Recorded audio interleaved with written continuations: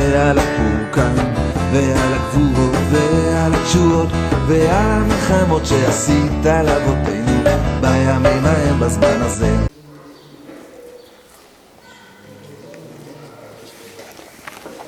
Bézrat Hashem, on continue notre étude sur Israël. Bonjour à tous et à toutes, Boker Tov, et de bonnes nouvelles, Bézrat Hashem. Toda Lael, Baruch Hashem, Rodineni Kosef Meod Lalot l'Eretz Israël. J'ai encore beaucoup de vouloir, beaucoup de désir de monter en Eretz Israël. Imbni Beti Shirchiou, avec ma famille qui se porte bien. Hashem Yitbarach Yancheni B'Ma'ale Tzedek Leman Shmo. Qu'Akadosh Baruch Hu nous mette sur le chemin de la vérité, de la justice pour son nom. Yesh le Ramez Ma'agle Tzedek Remez Leiluch l'Eretz Israël. On peut faire allusion que quand on parle de Ma'agle Tzedek, c'est-à-dire des chemins de justice, c'est Eretz Israël. Ki Tzedek ki Emuna ki Adoua. Parce que la justice, c'est la Emuna. Eretz Israël, Prinat Emuna ki Adoua. Eretz Israël, c'est la Emuna, comme c'est connu. C'est-à-dire le principe de la Emuna, c'est la justice. C'est-à-dire croire en Dieu, c'est juste de croire en Dieu. Quelqu'un qui ne croit pas en Dieu, c'est pas juste. Dieu a créé le monde, Dieu maintient le monde. De croire en Dieu, ça s'appelle la justice. Tamili, Didi et Karine Royaïr. Et fais-moi confiance, mon cher ami, qui meod sameach semarti be'egali mechtavim, que j'étais très joyeux de recevoir vos lettres, qui be'emet raoui lenachek miktav mi'eretz Israël, parce que vraiment, il faut embrasser une lettre d'Eretz Israël. Parce que comme on a vu dans la Gemara que Rabbi Abba il embrassait les pierres de Hako.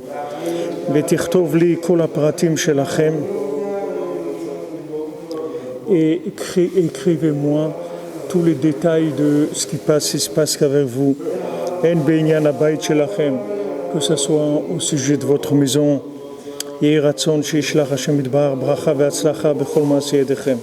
Que ce soit la volonté d'Hachem qui vous envoie bénédiction et réussite dans tout ce que vous entreprendrez.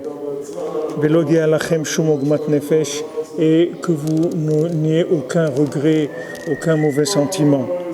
Que dans votre maison, il n'y ait que de la joie et que de l'allégresse. Que ce soit dans le domaine de la santé, et comme ça soit vos besoins, que vous en ayez beaucoup, que vous en ayez un petit peu. Est-ce que vous êtes toujours joyeux? C'est-à-dire que vous soyez toujours joyeux. Est-ce que vous êtes joyeux tout le temps?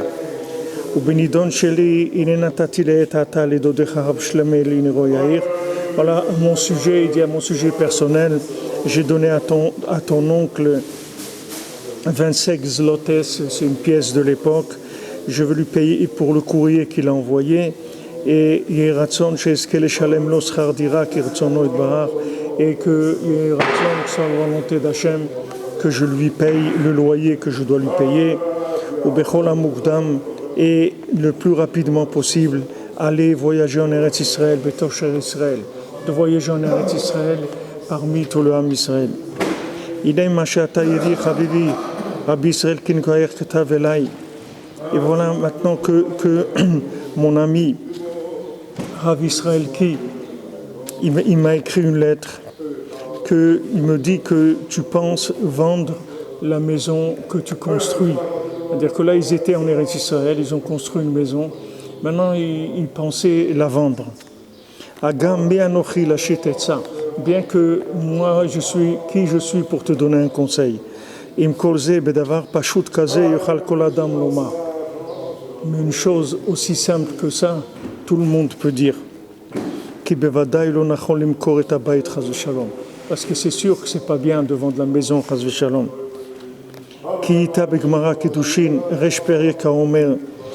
Que c'est écrit dans la Gemara, dans le Talmud Kiddushin, au début du Perek Haomer, c'est le Daf 59, la page 59, c'est écrit que le premier bien que quelqu'un achète, il ne faut pas qu'il le revende. Kilo semana milta, parce que ce n'est pas un bon signe, c'est-à-dire il n'y a pas de mazal là-dedans. Il n'y a pas de chance, il n'y a pas de réussite quand quelqu'un il vend le premier bien. Et d'après ce que je pense, cette maison-là que vous avez construite maintenant en Israël, c'est ça votre première acquisition.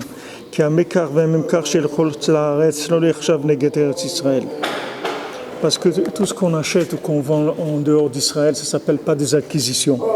Qui est Aïkarit, parce que la terre d'Israël, c'est elle le principal.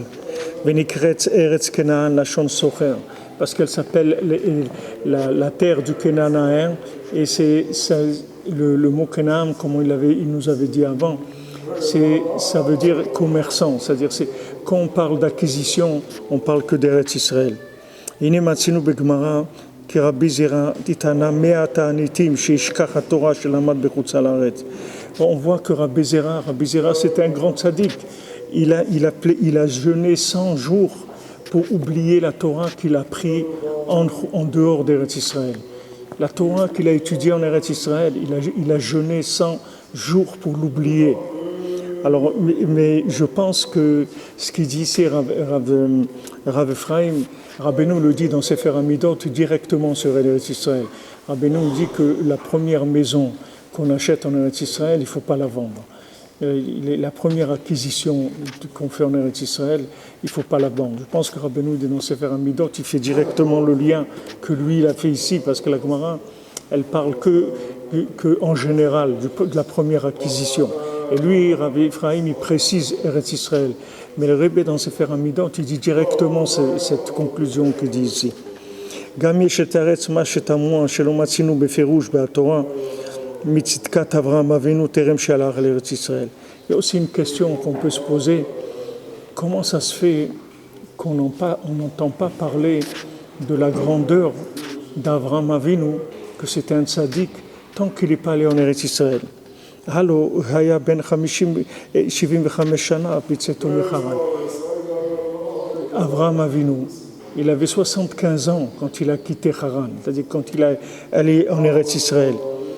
Et les Chachamim, ils nous apprennent qu'Avraham Avinu, à l'âge de 3 ans, il a connu Hachem. Comment ça se fait qu'on ne parle pas de lui depuis l'âge de 3 ans jusqu'à l'âge de 75 ans? Qu'est-ce qu'il a fait depuis l'âge de 3 ans? Il a servi Hachem, c'était un tzaddik, il connaissait la Torah, il a fait énormément de choses. Pourquoi on ne parle pas de lui depuis l'âge de 3 ans jusqu'à 75 ans?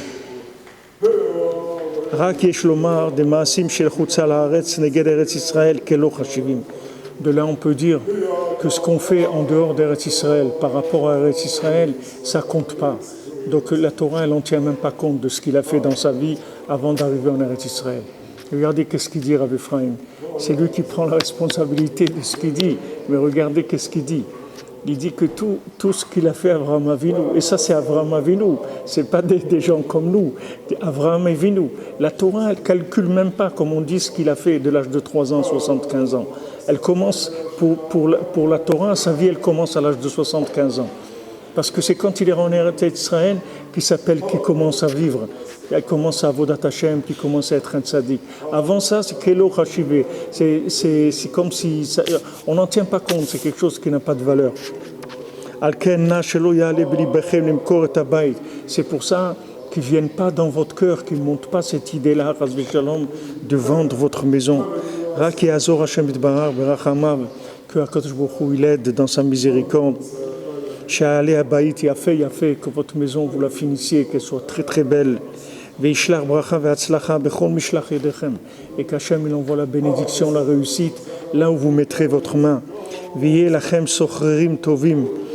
que vous ayez des bons locataires, Berov Shefa, qui vous payent beaucoup, ou Bracha, beaucoup de bénédictions, une grande réussite. Donc vous voyez Rav Ephraim, pourtant lui là, il habite en Pologne encore. Mais vous voyez le date qu'il a de ce que c'est Eretz Israël. Ce Rav Ephraim, c'était un grand tzaddik, c'était un homme qui connaissait toute la Torah dans le Néglé, le Zohar, la Kabbalah, tout. C'était un homme de très très haut niveau. Regardez les conclusions, les choses qu'il dit, comment elles sont simples, elles sont claires, et ça veut bien dire ce que ça veut dire. Baruch Hashem, que on a des tzadikim comme ça, des Breslevers, qui donnent le da'at des choses, c'est-à-dire la conscience véritable de ce que sont les choses, leur valeur véritable. Alors, Bezrat Hashem, je vous souhaite une grande réussite, une grande hatzlacha dans tout ce que vous faites. Et depuis ici, de la tombe de Rabbeinu, depuis du kever de Rabbi Nachman, voilà, je me fais votre envoyé, Bezrat Hashem, pour lui demander pour vous tout ce que vous avez besoin, que tout se réalise dans la joie, Bezrat Hashem, que tous vos rêves se réalisent, même les rêves que vous n'avez pas encore faits, qui se réalisent, Bezrat Hashem, tout dans le bien. Be'atzlacha, et qu'on n'entende que des bonnes nouvelles, qu'on n'entende plus jamais de violence, ni de tristesse, ni de douleur, ni d'agressivité, qu'on entende, Bezrat Hashem, qu'il n'y ait que de bonnes nouvelles dans le monde. Voilà, Be'atzlacha, une bonne journée à tous et à toutes.